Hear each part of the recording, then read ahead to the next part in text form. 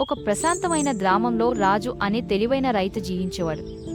ఆయన తన బుద్ధి మరియు సమస్యలను పరిష్కరించే నైపుణ్యం కోసం ప్రసిద్ధి చెందాడు. అతని పొలం తాజా పంటలతో కలకలలాడుతూ ఉండేది.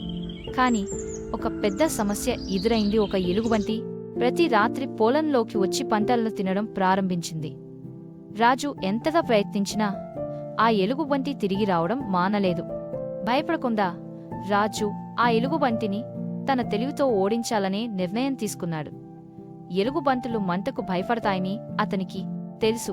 కాని రాత్రంతా నిప్పు వెలిగించడం సాధ్యం కాకపోవడం వల్ల అతను ఒక తెలివైన యుక్తిని ఆలోచించాడు. తను ఒక పాత దిష్టి బొమ్మ తీసుకుని దానికి తన పాత దుస్తులు వేశాడు.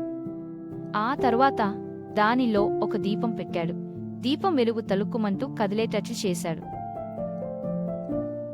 ఆ రాత్రి ఎలాగైనా పంట తినాలని వచ్చిన ఎలుగుబంటి పొలంలో మధ్యలో నిలబడి ఉన్న ఆ మాయమైన ప్రకాశించే ఆకృతిని చూసి ఆశ్చర్యపోయింది.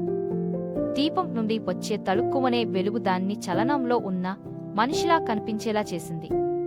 ఈ దృశ్యం చూసిన ఎలుగుబంటి అది ఏదో శక్తిమంతమైన జీవ అనుకుని భయంతో గర్జించి అడవిలోకి పరిగెత్తింది. తదుపరి కొన్ని రాత్రుల పాటు ఎలుగుబంటి పొలానికి తిరిగి రాలేదు. రాజు యొక్క తెలివైన యుక్తి విజయవంతమైంది. ఈ విషయం తెలుసుకున్న గ్రామస్తులు ఆయన తెలివిని మెచ్చుకున్నారు. రాజు పొలం సురక్షితంగా మారింది మరియు అతను ప్రశాంతంగా సుఖంగా జీవించసాగాడు.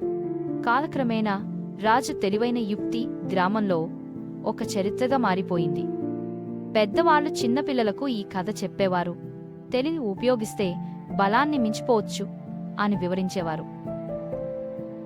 ఈ కథ మనకు తెలియజేస్తుందేమంటే సమస్యలను పరిష్కరించేందుకు బలానికి బదులుగా తెలివితేటను, సమర్థమైన యుక్తులు ఉపయోగిస్తే ఎంతటి విపత్తునైనా అధిగమించవచ్చు.